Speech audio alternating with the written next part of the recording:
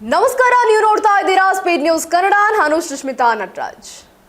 ವೀಕ್ಷಕರೇ, ಇದೀಗ ಮಠದ ಹೆಸರಲ್ಲಿ ಸ್ವಾಮೀಜಿಯಿಂದ ಅಪ್ರಾಪ್ತೆಯ ಮೇಲೆ ಲೈಂಗಿಕ ದೌರ್ಜನ್ಯ ಎಸಗಿರುವಂತಹ ಆರೋಪದ ಮೇಲೆ ಇದೀಗ ಆರೋಪಿಯನ್ನ ಅರೆಸ್ಟ್ ಮಾಡಿದ್ದು, ಫೋಕ್ಸೋ ಕೇಸ್ ಅಡಿಯಲ್ಲಿ ಇದೀಗ ಆರೋಪಿಯನ್ನ ಅರೆಸ್ಟ್ ಮಾಡಲಾಗಿದೆ. ಹೌದು, ಮಠದ ಹೆಸರಿನಲ್ಲಿ ಸ್ವಾಮೀಜಿಯೊಬ್ಬ ಅಪ್ರಾಪ್ತೆ ಬಾಲಕಿಯ ಮೇಲೆ ಲೈಂಗಿಕ ದೌರ್ಜನ್ಯವನ್ನ ಎಸಗಿದಂತಹ ಗಂಭೀರವಾದಂತಹ ಆರೋಪ ಇಂದು ಬೆಳಕಿಗೆ ಬಂದಿರುವಂತದ್ದು. ಇನ್ನು ಈ ಘಟನೆ ಯಾದಗಿರಿ ಜಿಲ್ಲೆಯಲ್ಲಿ ನಡೆದಿದ್ದು, ಸದ್ಯ ಈ ಕಾಮಿ ಸ್ವಾಮೀಜಿಯನ್ನ ಇದೀಗ ಪೊಲೀಸರು ಬಂಧಿಸಿದ್ದಾರೆ. ಅದಾಗಿ ಈ ಘಟನೆ ಯಾದಗಿರಿ ಜಿಲ್ಲೆಯ ಒಂದು ತಂಡದ ವ್ಯಾಪ್ತಿಯಲ್ಲಿ ನಡೆದಿರುವಂತದ್ದು. ಅದೇ ರೀತಿಯಾಗಿ ಭಾಗ್ಯವಂತಿ ಮಠದ ಪೂಜಾರಿ ಅಣ್ಣಪ್ಪ ಎಂಬಾತ ಇದೀಗ ಅಪ್ರಾಪ್ತ ಬಾಲಕಿಗೆ ಲೈಂಗಿಕ ದೌರ್ಜನ್ಯ ಎಸಗಿದ್ದಾನೆ ಅನ್ನುವಂತಹ ಆರೋಪ ಇದೀಗ ಕೇಳಲಾಗ್ತಾ ಇದೆ.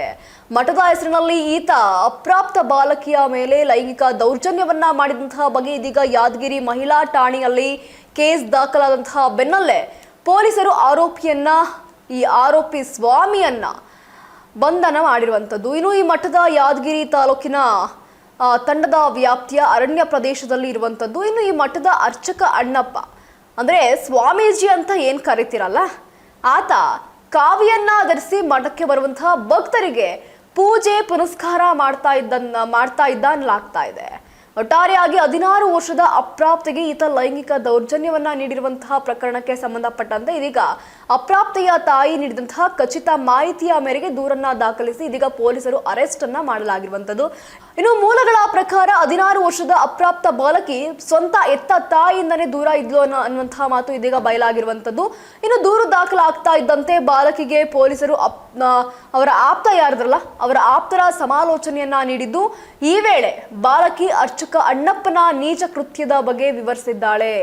ಕಾಮಕ ಅರ್ಚಕ ಅಣ್ಣಪ್ಪ 16 ವರ್ಷದ ಅಪ್ರಾಪ್ತಿಗೆ ಇದೀಗ ಲೈಂಗಿಕ ದುರುದ್ದೇಶದಿಂದ ಮೈಕೈ ಮುಟ್ಟೋದು, ಹೆಗಲು ಮೇಲೆ ಕೈ ಹಾಕುವಂಥದ್ದು, ಅದೇ ರೀತಿಯಾಗಿ ಬೇರೆ ಬೇರೆ ರೀತಿಯಲ್ಲಿ ಅಸಭ್ಯವಾಗಿ ವರ್ತಿಸಿದ್ದ ಅಂತ ಇದೀಗ ಸಂತ್ರಸ್ತ ಬಾಲಕಿ ಇದೀಗ ಹೇಳಿರುವಂಥದ್ದು. ಒಟ್ಟಾರೆಯಾಗಿ ಇದು ಸಂತ್ರಸ್ತೆಯ ಆಪ್ತ ಸಮಾಲೋಚನೆಯಲ್ಲಿ ಇದೀಗ ವಿವರಣೆಯನ್ನ ಕೊಟ್ಟಿದ್ದಾಳೆ. ಒಟ್ಟಾರೆಯಾಗಿ ಈ ನೀಚ ಕೃತ್ಯಕ್ಕೆ ಇದೀಗ ಪೊಲೀಸರು ಈ ಸ್ವಾಮೀಜಿಯನ್ನ ವಶವನ್ನ ಪಡಿಸ್ಕೊಂಡಿರುವಂಥದ್ದು. ಇನ್ನು ಸಂತ್ರಸ್ತ ಬಾಲಕಿಯ ಆಪ್ತ ಸಮಾಲೋಚನೆಯಲ್ಲಿ ನೀಡಿರುವಂತಹ ಮಾಹಿತಿಯ ಮೇರೆಗೆ ಇದೀಗ ಅಣ್ಣಪ್ಪನ ವಿರುದ್ಧ ಮಹಿಳಾ ಮತ್ತು ಮಕ್ಕಳ ಅಭಿವೃದ್ಧಿ ಇಲಾಖೆ ಮೇಲ್ವಿಚಾರಕಿ ನಾಗಮ್ಮ ಹಿರೇಮಠ್ ಅವರಿಂದ ಇದೀಗ ಮಹಿಳಾ ಠಾಣೆಗೆ ದೂರನ್ನ ನೀಡಲಾಯಿತು. ಇನ್ನು ಪೊಲೀಸರು ಸಹ ಮಠದ ಅರ್ಚಕನ ವಿರುದ್ಧ ಫೋಕ್ಸೋ ಕಾಲಂ 8/10 BNIS 75/2 ಇದರ ಅಡಿಯಲ್ಲಿ ಇದೀಗ ಫೋಕ್ಸೋ ಕೇಸನ್ನ ದಾಖಲು ಮಾಡಿ ಅದಾದ ನಂತರ ಆತನನ್ನ ಬಂಧಿಸಿರುವಂಥದ್ದು. ಇನ್ನು ಈ ಪ್ರಕರಣಕ್ಕೆ ಸಂಬಂಧಪಟ್ಟಂತೆ ಜಿಲ್ಲಾ ಮಕ್ಕಳ ಸಂಸ್ಥಾಪಕಿಯಾದಂತಹ ರಕ್ಷಣಾ ಅಧಿಕಾರಿ ಗೋವಿಂದ ರಾಥೋಡ್ ಹಾಗೂ ಪೊಲೀಸರು ಸ್ಥಳಕ್ಕೆ ಭೇಟಿಯನ್ನ ನೀಡಿ ಇದೀಗ ಅಪ್ರಾಪ್ತಿಯ ಬಾಲಕಿಯನ್ನ ಇದೀಗ ರಕ್ಷಣೆಯನ್ನ ಮಾಡಿದ್ದಾರೆ. ಒಟ್ಟಾರೆಯಾಗಿ ಈ ಕೇಸ್ಗೆ ಸಂಬಂಧಪಟ್ಟಂತೆ ಇದೀಗ ಫೋಕ್ಸೋ ಕೇಸ್ ಅಡಿಯಲ್ಲಿ ಇದೀಗ ಸ್ವಾಮೀಜಿ ಅಲ್ಲ, ಅವನೊಬ್ಬ ನೀಚ, ಈ ರೀತಿಯ ನೀಚ ಕೃತ್ಯವನ್ನ ಮಾಡುವಂತಹ ಪಾಪಿಗಳಿಗೆ ಇನ್ನು ಬೇರೆ ಬೇರೆ ರೀತಿಯ ಶಿಕ್ಷೆಗಳೇ ಇದೆ. ಈಗಾಗಲೇ ಸಾಕಷ್ಟು ರೀತಿಯ ಘಟನೆಗಳು ಬೆಳಕಿಗೆ ಬಂದಿದೆ.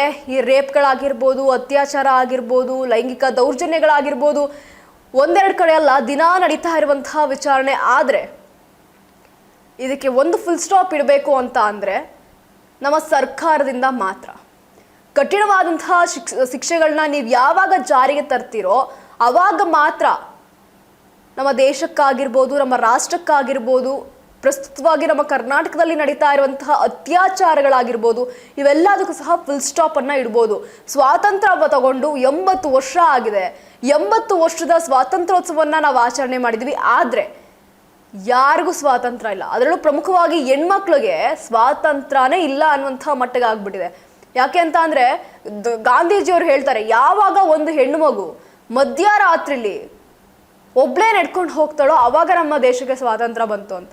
ಖಂಡಿತವಾಗೂ ತುಂಬಾ ಜನ ಓಡಾಡ್ತಾರೆ, ಆದರೆ ಎಷ್ಟು ಜನ ಸೇಫ್ ಆಗಿ ಮನೆಗೆ ಹೋಗ್ತಾರೆ ಅನ್ನೋದು ಮಾತ್ರ ಇಂಪಾರ್ಟೆಂಟ್ ಆಗುತ್ತೆ. ಅದರಲ್ಲಿ 1% ಸೇಫ್ ಆಗಿ ಮನೆಗೆ ಹೋಗ್ತೀವಿ ಅನ್ನೋ ನಂಬಿಕೆ ಕೂಡ ಯಾರಿಗೂ ಇರಲ್ಲ. ಆ ರೀತಿ ಸೇಫ್ ಆಗಿ ಹೋಗ್ತೀವಾ ಇಲ್ವಾ ಅನ್ನುವಂತಹ ಸಾಕಷ್ಟು ರೀತಿಯ ಒಂದಷ್ಟು ಪ್ರಶ್ನೆಗಳು ಇದೀಗ ಮೂಡ್ತಾ ಇರುವಂಥದ್ದು. ಇನ್ನು ಇದೇ ರೀತಿ ಸಾಕಷ್ಟು ಕೇಸ್ಗಳು ಬರ್ತಾನೆ ಇರುತ್ತೆ, ಒಂದಾದ್ಮೇಲೆ ಒಂದು ನಿಮ್ಮ ಕಣ್ಮುಂದೆ ಬರ್ತಾನೆ ಇರುತ್ತೆ.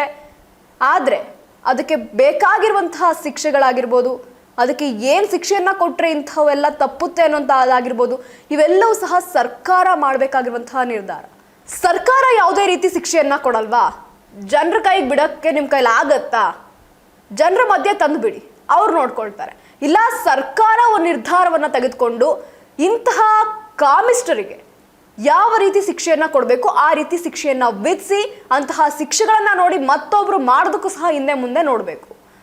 ಇದಾಗಿತ್ತು ಈ ಕ್ಷಣದ ಸುದ್ದಿ. ಮತ್ತಷ್ಟು ಅಪ್ಡೇಟ್ಸ್ಗಾಗಿ ನೀವು ನೋಡ್ತಾ ಇರಿ ಸ್ಪೀಡ್ ನ್ಯೂಸ್ ಕನ್ನಡ. ಸುದ್ದಿ ನಿಮ್ಮದು, ವೇಗ ನಮ್ಮದು.